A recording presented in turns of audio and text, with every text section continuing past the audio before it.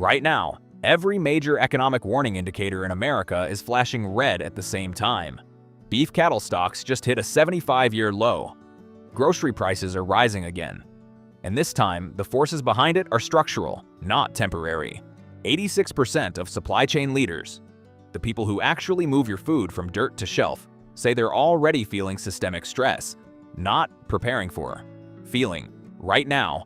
And nearly $200 billion in new trade costs just got injected into a food system that was already cracking at the seams. This isn't a recession warning, this is a food access warning. And it doesn't hit every state the same way, not even close. Some states could lose every highway tomorrow and still feed themselves for months. And some states, one bad month, one disruption, one economic shock, one supply chain failure, and those shelves go bare. Milk, meat, produce, gone. Not in some hypothetical doomsday scenario, in a bad quarter.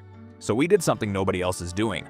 We took all 50 states and ran them through 8 measurable vulnerability factors. From agricultural self-sufficiency to cold storage capacity to real-time 2026 economic exposure. And 10 states came out at the bottom. If your state is one of them, your grocery store could look very different by this fall. And even if it's not, you're going to want to see where it lands on the tier list, because the margin between fine and fragile is a lot thinner than you think. Let's break down the data. Before we rank anything, you need to understand the machine, because this isn't some vibes-based list where we threw darts at a map and said, yeah, that state looks screwed. Every state got scored across 8 specific measurable factors, and when you see what those factors actually measure, you'll start looking at your own state very differently. So let's rip this thing open, factor by factor, starting with the one that matters most when everything else falls apart. Your state's dirty secret, agricultural self-sufficiency. Here's a question that will ruin your next grocery trip. Can your state actually feed itself? Not, does your state have farms? Farms grow cash crops, export commodities, feed livestock in other states. The question is, if every border closed tomorrow, could the dirt under your feet keep you alive? We pulled USDA economic research data and calculated the ratio of total caloric agricultural output to population need for every state. And the spread is insane. Iowa produces enough food to feed its population 7 times over. Nevada, under 3%. That state is one supply chain hiccup away from a very bad time. If your state scores low on this, it doesn't matter how many Whole Foods locations you have. Those shelves are only as full as the trucks that fill them. And producing food means nothing if it can't get to you. The last mile is longer than you think, distribution distance. America's food doesn't teleport to your store. It moves through massive regional distribution hubs where food gets sorted, stored, and sent to your local chains. And those hubs aren't evenly distributed. We mapped the average distance from each state's population center to the nearest 3 major distribution hubs using USDA Food Distribution Network data. Some states sit right on top of the network, Indiana, Ohio, Pennsylvania. But other states are at the end of the line. And when you're at the end of the line, you're last to get restocked and first to run out. When COVID hit and panic buying wiped shelves in 2020, which stores got restocked first? The ones closest to the hubs. The ones at the end of long, single-route supply lines? Some waited weeks. Distance isn't just inconvenience. In a disruption, distance is a death sentence for your dairy aisle. You don't grow it, you buy it, import dependency. This is where economic collapse stops being a headline and starts becoming your Tuesday night dinner problem. Import dependency measures what percentage of a state's food consumption comes from outside its borders, or outside the country entirely. And for some states, that number is staggering. We're talking 80, 85, 90% of everything on the shelf arriving from somewhere else. Now think about what that means when the economy cracks, when costs spiral, when trade relationships fracture, when currency fluctuations make imports more expensive overnight. Every single one of those products gets hit. Coffee prices are already up over 20%, bananas up 7%. Steel and aluminum costs have surged 50%, which means every can, every tin, every foil-wrapped package just got more expensive to produce. And those are the numbers we're seeing now, before the mid-year peak that Spins Analytics is projecting for Q2 and Q3. If your state imports 80% of its food, an economic downturn isn't an abstract news story. It's your grocery bill. It's the reason that 12-pack of canned tuna just went from $8 to $11. And the states with the highest import dependency, they're the first to feel every tremor in the global economy, directly on the shelf. But even imported food needs somewhere to go when it arrives. which brings us to one of the most overlooked factors in this entire analysis. The invisible crisis, cold storage capacity. Here's something nobody talks about until it's too late. Cold storage. That massive refrigerated infrastructure that keeps your meat from becoming a biohazard, your milk from becoming yogurt, and your produce from becoming compost. When you measure it per capita, cubic feet of cold storage per person, the gap between states is terrifying. USDA cold storage reports tell the story. Some states have enormous surplus capacity. Others are running so tight that a 3-day delay in deliveries means the fresh section of your grocery store becomes a ghost town. No cold storage means no milk, no meat, no medicine that requires refrigeration in 48 hours, not 48 days, hours.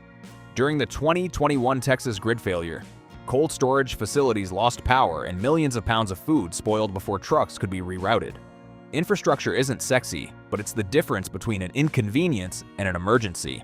And speaking of infrastructure, let's talk about the roads that connect all of this together, because some states have a problem that most people never think about until it's too late.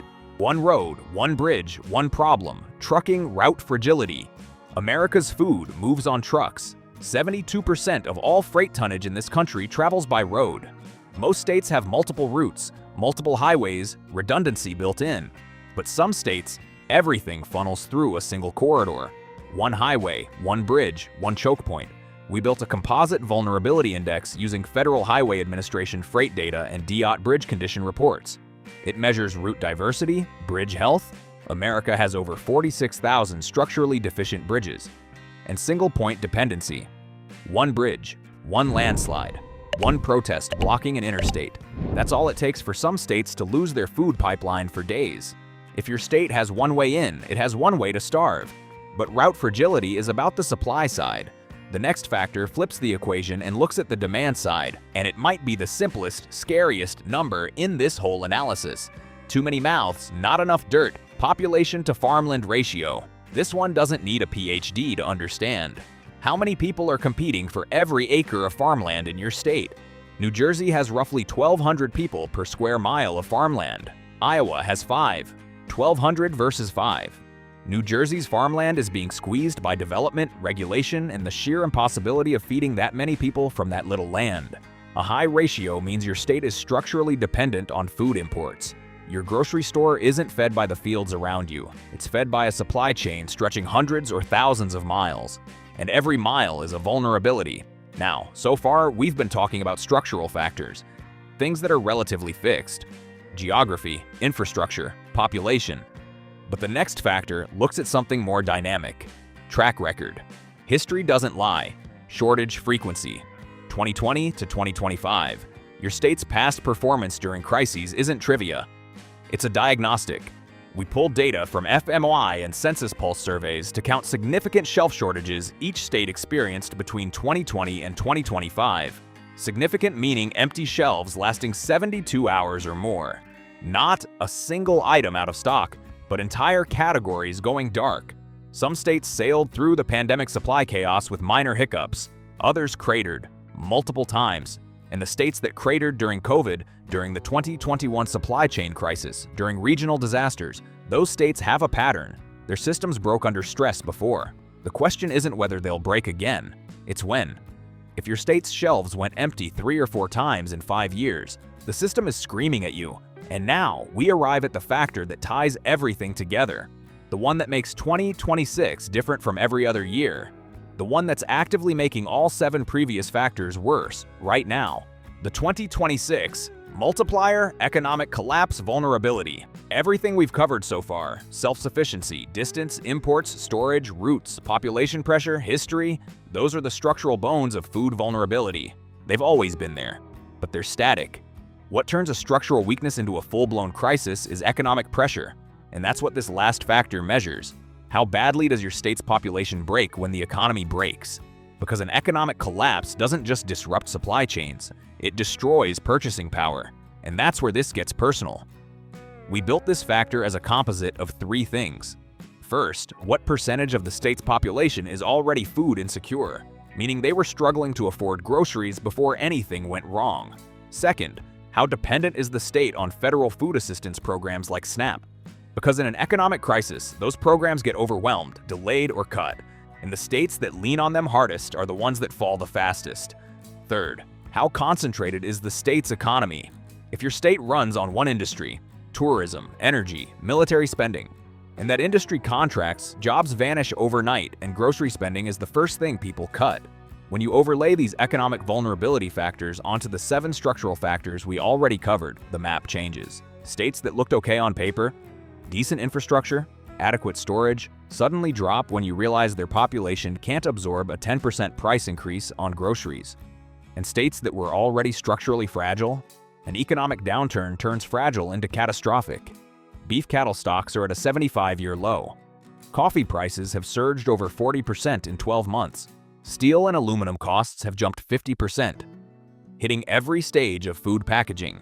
And Spin's analytics project's food price increases will peak mid-2026. We're not at the top yet, we're still climbing.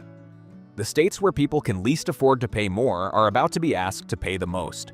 This is the factor that turns a C-tier state into an F-tier state. And this is the one that makes this ranking not just interesting, but urgent. So, 8 factors. 8 ways to measure how fragile your state's food system really is. Now let's see how every single state in America scored. The tier list. Here's how this works. We scored all 50 states across those 8 factors, weighted them by severity, and sorted them into 5 tiers. S tier at the top, F tier at the bottom. Find your state. S tier. Self-sustaining. These states could lose every highway and still eat. Iowa, Nebraska, Kansas, North Dakota, South Dakota. These aren't just farm states, they're food fortresses. Massive production, low population density, redundant distribution routes, and cold storage to spare. If America's economy collapses, these states become the new capital of "we're fine actually." A tier, strong, minor gaps. Texas, Indiana, Minnesota, Wisconsin, Idaho, Montana, Arkansas, Missouri, Oklahoma. Solid agricultural output, solid infrastructure. Not perfect. Some have distance issues, some have population pressure in metro areas, but structurally sound. One economic shock won't break them. B tier, middle of the pack. One disruption away from trouble. Ohio, Pennsylvania, Georgia, North Carolina, Virginia, Tennessee, Michigan, Kentucky, Illinois, Oregon, Washington, Colorado. These states function well under normal conditions, but their margins are thin.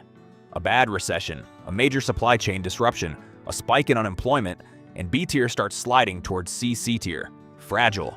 They're fine until they're not.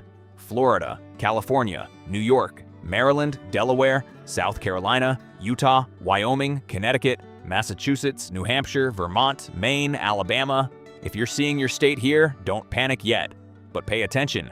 These states have significant vulnerabilities. High import dependency, economic concentration, thin infrastructure margins that become critical under stress. Normal times, fine. Abnormal times, that's where it gets interesting. The bottom 10.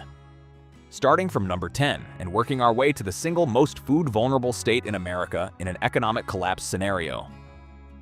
Number 10, New Jersey. Too many people, too little land, too few options.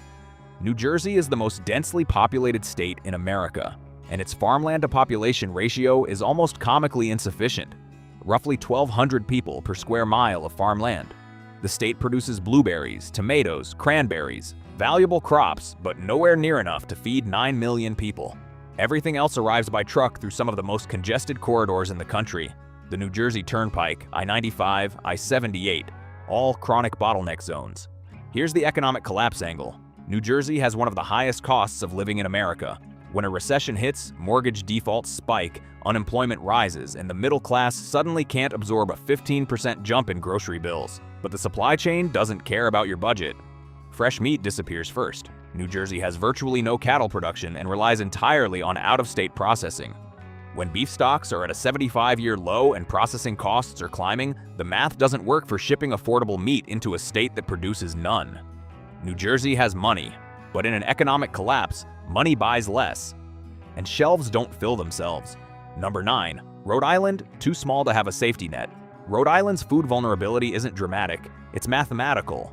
1,045 square miles. The smallest state in the Union. Agricultural land is minuscule. Cold storage capacity per capita is among the lowest in the country simply because there's nowhere to build it. But the economic factor is what pushes Rhode Island into the bottom 10. The state's economy is heavily concentrated in healthcare, education, and services, sectors that contract hard in a recession. When unemployment spikes in Providence, food insecurity doesn't creep in. It floods in, and Rhode Island doesn't have the storage buffer or the local production to catch anyone.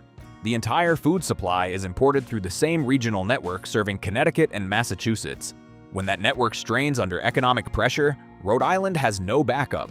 The first thing to disappear? Frozen foods. Cold storage limitations mean frozen inventory is the first casualty of any distribution delay. Rhode Island isn't failing at food, it's just too small to survive an economic shock without outside help. Number 8, Arizona, growing faster than it can feed itself. Arizona's problems start with water, and they don't stop there.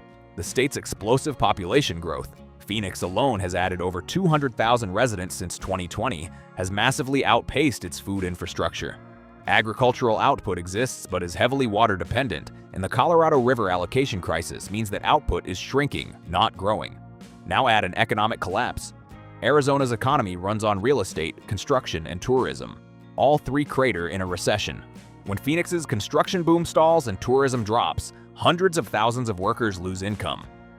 But they still need to eat. Cold storage capacity relative to population is critically low for a state where summer temperatures regularly exceed 115 degrees. A cold chain failure in that heat doesn't spoil food in days. It happens in hours. The first thing to disappear? Leafy greens. Arizona is increasingly unable to keep its own perishables viable through the distribution last mile. In a healthy economy, you can throw money at that problem. In a collapsing one, you can't. Number 7, New Mexico, the invisible food desert.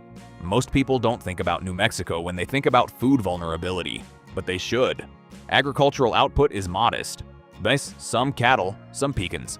But the real killer is rural distribution weakness. Huge portions of the state are hundreds of miles from any major distribution hub.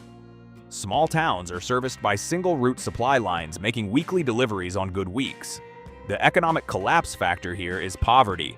New Mexico already has one of the highest poverty rates in America. Over 18%. Nearly 1 in 4 children lives in a food-insecure household right now before any crisis. When an economic collapse hits, SNAP enrollment surges, but processing and funding lag behind. Meanwhile, delivery companies serving marginal rural routes start cutting unprofitable stops. The first thing to disappear? Dairy and fresh produce, already the hardest categories to maintain in remote networks. When the economy squeezes margins on every delivery, those routes that were barely viable become the first ones canceled. New Mexico doesn't need a national food crisis, it's already living in one. An economic collapse just rips off the bandage. Number 6, West Virginia, the state that already collapsed. West Virginia isn't waiting for an economic collapse. It's been living in one for decades. The coal economy that built the state has cratered, and nothing has replaced it at scale. The state has one of the highest unemployment rates, one of the lowest median household incomes, and one of the highest SNAP participation rates in the country. Over 15% of West Virginians are food insecure today. Now imagine that getting worse. The structural factors compound the economic ones. West Virginia is mountainous. Distribution routes are limited, winding, and vulnerable to weather disruption. Agricultural land is scarce relative to population. The state has significant food desert zones where the nearest grocery store is 30 miles away. When an economic downturn hits a state that's already economically depressed, the bottom falls out fast. SNAP benefits get overwhelmed or delayed, food banks run dry, and those 30-mile drives to the grocery store become too expensive when gas prices spike.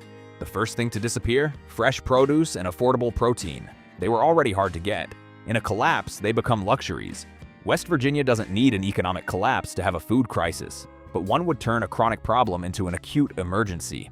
Number 5, Louisiana, poverty meets the hurricane belt. Louisiana has a unique and devastating combination of vulnerabilities. Start with the economics. The state has the third highest poverty rate in America at over 19%. Over 1.7 million Louisianans rely on SNAP benefits. Median household income is among the lowest nationally. These are not people who can absorb a 20% increase in grocery costs. Now add the structural layer. Louisiana's food distribution network is heavily centralized through the Port of New Orleans and a handful of interstate corridors. That's fine in normal times, but any disruption, economic or natural, creates cascading failures. And Louisiana gets disrupted constantly. The state has been hit by 5 major hurricanes since 2020. Each one collapsed regional supply chains for weeks. Cold storage facilities lost power. Grocery stores were destroyed. Supply lines were severed. In an economic collapse, Louisiana faces a nightmare scenario: surging food costs hitting a population that's already stretched thin, combined with infrastructure that breaks under stress. The first thing to disappear? Affordable staples: rice, canned goods, bread. Not because they stop being produced, but because the people who need them most can no longer afford them, and the supply chain serving low-income areas is the first to be abandoned as margins evaporate. Louisiana's food system isn't just fragile, it's a house of cards in a hurricane zone. Number 4. Mississippi, America's hungriest state. Mississippi is the poorest state in America. Median household income is the lowest in the nation. The poverty rate exceeds 20%. Food insecurity affects over 15% of the population. That's nearly 500,000 people who already struggle to put food on the table in a functioning economy. Now take that economy and break it. In an economic collapse, Mississippi has almost no buffer. The state's economy is heavily dependent on agriculture, manufacturing, and military installations. Sectors that are all vulnerable to federal spending cuts and economic contractions. SNAP participation is among the highest in the country, and when those benefits get delayed, reduced, or overwhelmed by surging demand, the gap between hunger and starvation narrows fast. Structurally, Mississippi has limited cold storage capacity, modest agricultural diversity, cotton and soybeans aren't calories you eat, and distribution infrastructure that underserves the rural Delta region where poverty is most concentrated. The first thing to disappear from Mississippi shelves? It's not about what disappears from shelves. It's about who can no longer afford what's on them. In Mississippi, an economic collapse doesn't empty grocery stores. It empties wallets. And the result is the same. Number 3. Nevada, a food desert wrapped in a casino. Nevada's agricultural self-sufficiency rate is under 3%. For every 100 calories consumed in Nevada, fewer than 3 were produced there. Las Vegas alone has over 2 million residents in the metro area, all fed by trucks traveling through desert corridors from California and Utah. But here's what makes Nevada uniquely vulnerable to economic collapse specifically. The state's economy is built on one thing: tourism and entertainment. Las Vegas is the engine. When the economy contracts, discretionary spending, travel, gambling, dining is the first thing people cut. Nevada's unemployment rate spiked to over 30% during COVID. 30%. That's not a recession. That's an economic extinction event. And every one of those unemployed workers still needed to eat. Cold storage is concentrated in Las Vegas, leaving Reno and rural Nevada dramatically underserved. Historical shortage frequency between 2020 and 2025 was among the highest in the country. And when corridors from California clog, heat events, wildfires, economic disruption, Vegas doesn't have a plan B. The first thing to disappear? Meat products. Nevada has virtually no livestock production. Beef at a 75-year stock low, plus desert logistics, plus a collapsed tourism economy means the population is growing hungrier while the supply chain is growing more expensive. Nevada built an economy on the idea that everything can be shipped in. In an economic collapse, that's the first bet to lose. Number 2. Alaska, the end of the road. Literally, you saw this one coming. But here's what makes it worse than you think. Alaska's agricultural self-sufficiency rate is under 5%. Almost everything arrives by barge, plane, or the single highway connecting the state to Canada. One road. That's the thread. Food shipped to Anchorage from Seattle takes 3 to 5 days by barge. Fairbanks or rural communities? Days more. Some villages in western and northern Alaska are air freight only. No roads. Period. In a functioning economy, you can pay the premium to keep those supply lines running. In an economic collapse, the math changes. Shipping companies cut unprofitable routes. Air freight operators reduce frequency. The communities at the end of the longest, most expensive supply chains are the first to get abandoned. Cold storage per capita is among the lowest in the nation, darkly ironic for the coldest state, but permafrost isn't a walk-in freezer. Alaska's economy is heavily oil-dependent, and when energy prices crash in a global downturn, the state's revenue collapses, meaning less money for infrastructure, for subsidized freight programs, for the systems that keep remote communities fed. The first thing to disappear? Fresh produce. It's already the most expensive food category in Alaska. Anchorage residents regularly pay double or triple the national average. In an economic collapse, fresh produce doesn't just get expensive, it becomes functionally unavailable for entire communities. Alaska doesn't need a crisis. It's already living in slow-motion supply chain stress. An economic collapse just hits fast forward. Number 1. Hawaii, paradise with a hidden expiration date. And now. Number 1. The single most food-vulnerable state in America if the economy collapses. Hawaii imports approximately 85 to 90% of its food, nearly everything. Every steak, every gallon of milk, every head of lettuce, every can of beans arrives on a ship. An ocean away from the nearest major distribution hub. An ocean. Hawaii's agricultural self-sufficiency rate is devastatingly low. The state grows some tropical fruits, coffee and kona, macadamia nuts, some taro. Beautiful crops, culturally significant. But in terms of caloric output versus population need, it barely registers. The state's 1.4 million residents plus millions of annual tourists are fed almost entirely by a maritime supply chain that takes 5 to 7 days from the west coast. Now, imagine the economy collapses. Hawaii's economy is almost entirely dependent on tourism and military spending, both of which contract violently in a downturn. When tourists stop coming, unemployment surges, hotels and restaurants close, and the local economy hemorrhages. But the population still needs to eat, and the food still needs to cross an ocean to get there. Shipping companies don't run charity routes. When freight volumes drop and costs rise, the most expensive, most remote routes get cut first. Hawaii has no alternative. There is no backup highway. There is no neighboring state to truck food from. It's ocean freight or it's nothing. Historical shortage frequency is already high. Hawaii experienced some of the most severe and prolonged shelf shortages during COVID, when the economy was disrupted, not collapsed. When shipping containers got backed up in Long Beach, Hawaii's shelves reflected it within days. The first thing to disappear from Hawaiian shelves? Fresh dairy products. Milk in Hawaii is already among the most expensive in the nation. It arrives refrigerated by ship with a ticking clock from the moment it leaves the mainland. Any disruption, port delay, cost increase, refrigeration failure, or simply a shipping company deciding this route isn't profitable anymore. And it's gone, not reduced, gone. Hawaii is paradise. But paradise is an ocean away from its own food supply, powered by a tourism economy that's the first thing to collapse and connected to the mainland by exactly 0 roads. In an economic collapse, there is no state more vulnerable. What's working? The top 5 now. Before you spiral into despair or start aggressively Googling real estate in Iowa, let's talk about what's working. Because 5 states are doing this right, and there's something to learn from every single one of them, especially when it comes to surviving an economic downturn with food still on the table. Number 5, Minnesota. Cold state, cool supply chain. Minnesota combines strong agricultural production with a well-developed distribution network centered around Minneapolis-St. Paul. Cold storage is robust. Route diversity is excellent, and the economy is diversified across healthcare, manufacturing, agriculture, and tech, meaning a recession doesn't knock out all the jobs at once. Minnesota is quietly one of the most food-resilient states in America. Number 4, Indiana. The crossroads of American agriculture. Indiana sits at the intersection of more interstate highways than almost any other state.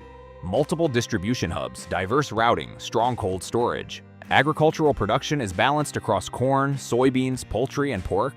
And the cost of living is low enough that an economic contraction doesn't immediately translate into mass food insecurity. Redundancy built into every layer, supply and economic. Number 3, Kansas. Literally in the middle of everything. Kansas produces more wheat than almost any other state and sits dead center in the continental US. Route diversity is strong. Population density is low. Agricultural output relative to population need is massively surplus, and the state's economy isn't dependent on any single volatile sector. In a collapse, Kansas keeps eating. Number 2, Nebraska, the backbone of America's food supply. Massive cattle production, enormous grain output, excellent route diversity. The state feeds into distribution networks heading east, west, and south. Cold storage is strong. Self-sufficiency is off the charts. Nebraska doesn't just feed itself, it feeds the states that can't. And in an economic collapse, that makes Nebraska not just resilient, but essential. Number 1, Iowa, the gold standard. Iowa could feed its own population 7 times over. Corn, soybeans, pork, eggs, staggering output with mature, redundant infrastructure. Cold storage is enormous. Historical shortage frequency during 2020 to 2025, near 0. Iowa's food system didn't just survive recent crises, it barely noticed them. And the state's diversified rural economy means a national recession doesn't cripple the workforce the way it does in tourism-dependent or single-industry states. The lesson here isn't move to Iowa. It's that food resilience in an economic collapse comes from three things: production surplus, distribution redundancy, and economic diversity. The states that invested in all three are untouchable. The states that neglected any of them are on the list you just watched. What you can actually do. So whether your state is at the top of that tier list or sitting uncomfortably close to the bottom, here's what you can actually do with this information. First, map your local food sources, not the grocery store. That's the end of the chain. Where does your food come from before it hits the shelf? Local farms, regional co-ops, community-supported agriculture programs. The shorter your personal supply chain, the less vulnerable you are to the national one. Second, audit your household buffer. How many days of food do you actually have right now? Not how many you think. Count. Most American households have 3 to 5 days. In a real disruption, that's nothing. 2 weeks of shelf-stable basics is the bare minimum. Third, pay attention to economically vulnerable categories. Imported and heavily packaged products will get hit first. Canned goods, coffee, imported produce. If there's something you use daily that checks both boxes, now is the time to think about that. Fourth, think systems, not stockpiles. The goal isn't a bunker. It's reducing dependency on a single supply chain. Diversify your sources, know your local food economy, use the distribution geography you just learned about. You now have data most people don't. 8 factors, 50 states, a tier list, and a map of where the fractures are. Use it. Now, everything we covered today, the data, the rankings, the vulnerabilities, that's the diagnosis. But knowing your state is at risk doesn't help much if you don't have a plan for when things actually go sideways. That's exactly why I wrote the Ghost Protocol series. It's a step-by-step survival guide built on the same data-driven approach you just watched. No fluff, no fear-mongering, just actionable protocols you can actually use. The link is in the description below. If this video gave you something to think about, hit that like button. And if you want to stay ahead of what's coming, subscribe. Stay sharp, stay prepared.